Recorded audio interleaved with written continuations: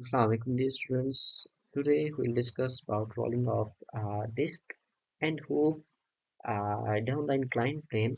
अच्छा हम लाजमी नहीं है इसमें डिस्क और होप हम कोई भी ऑब्जेक्ट जो रोटेट कर सकता है हम उसके लिए रिलेशन ड्राइव कर सकते हैं।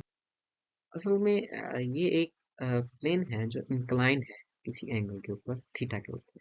ठीक है, तो हमने क्या देखना है, हमने इनकी वेलोसिटी देखनी है कि इंक्लाइन प्लेन पे पहले सिलेंडर पहुंचेगा या पहले जो हमारे पास होप है। सिलेंडर को आप डिस्क भी कह सकते हैं। और होप वो चीज़ है जस्ट लाइक रिंग जिसकी थिकनेस बहुत कम होती है। और सिलेंडर आपको पता है,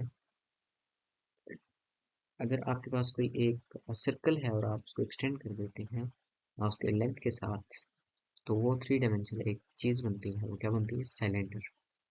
ओके स्टूडेंट्स, आई मीन कि उसका एक डाया होगा और एक लेंथ होगी। ठीक हो गया स्टूडेंट्स?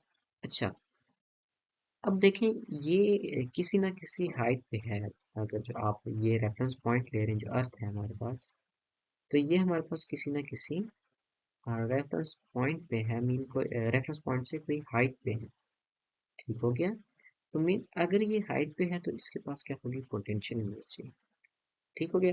और जैसे जैसे ये मूव करेगा, जैसे जैसे ये मूव करेगा तो इसके पास काइनेटिक एनर्जी आएगी। अब देखें ये आ, एक तो लीनियर मोशन भी करेगा। ठीक हो गया? लीनियर मोशन भी करेगा और ये रोटेट भी करेगा। इसका मतलब है रोटेशनल मोशन भी। तो ये जो है हमारे पास टू टाइप्स ऑफ मोशन होंगी, एक लीनियर मोशन और एक कौन सी होगी? Rotational motion. Mean translational plus rotational motion. तो ये एक एग्जांपल है रोटेशनल प्लस ट्रांसलेशनल मोशन की। तो देखिए अगर हमने यहाँ पे आ, जो एनर्जी को कंजर्व रखना है तो हमारे पास क्या होगा? Loss in potential energy. Mean के देखें अब जैसे जैसे वो नीचे आ रही है, जो जितनी पोटेंशियल एनर्जी थी उसके पास वो लॉस हो रही है और वो कन्वर्ट हो रही है किसमें? वो कन्वर्ट हो रही है काइनेटिक एनर्जी में। तो होगी गेन इन काइनेटिक एनर्जी। ठीक हो गया? अब काइनेटिक एनर्जी दोनों गेन होंगी, gain in kinetic energy translational plus kinetic energy rotational, plus kinetic energy rotational.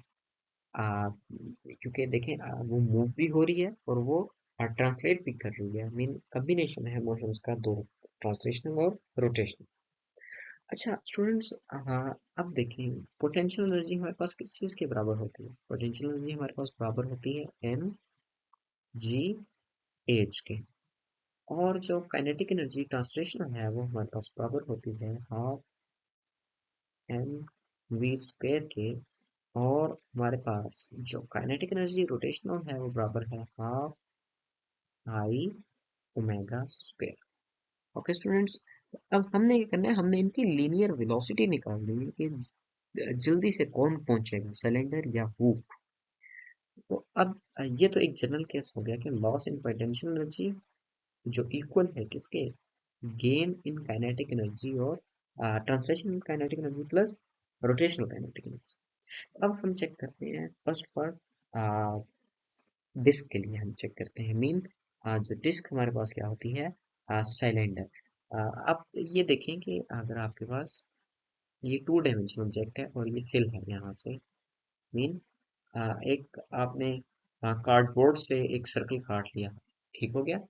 और आप इसको सिलेंडर तब कहेंगे जब ये 3D में होगा, और 2D में ये हमारे पास क्या होगा? डिस्क हमारे पास क्या है? 2D है। और सिलेंडर हमारे पास क्या है? 3D। तो आप ये कर लें, जो ये 2D है ऑब्जेक्ट, इसको मैं बोलूँगा डिस्क। तो अगर ये सिलेंडर, आप ये जो ग्रीन वाली चीज़ है इसको इग्नोर कर दें, सिर्फ ब्लू वाली चीज़ को देखें, तो ये हमारे पास क्या है? डिस्क है। और आप इस येलो चीज़ को इग्नोर कर दें और ये जो वाइट इधर नज़र आ रही है आपको, ये जो मैंने ग्रीन कलर अब मैं मार्क कर रहा हूँ, मैं ब्लैक से करता हूँ आपको बेहतर पता चलिए। तो ये हमारे पास ब्लैक में मैंने की। ठीक है स्टूडेंट्स, ये हमारे पास क्या होगी? ये हमारे पास रिंग कहलाएगी। ठीक हो गया स्टूडेंट्स, या हुप भी इसको बोलते हैं। हुप भी तब होगी जब ये थ्री डायमेंशन में होगी। तो अभी हमारे पास सिंपल क्या है? रिंग है। हम जितना सिंप्लीफाई अपने केस को, जितनी assumption assume करके अपने आप को आइडियल की तरफ लेके जाते हैं, रिलेशन सॉल्व करने में, numerical I mean analytical solve करने में हम अपनी आसानी करते हैं। ठीक है स्टूडेंट्स।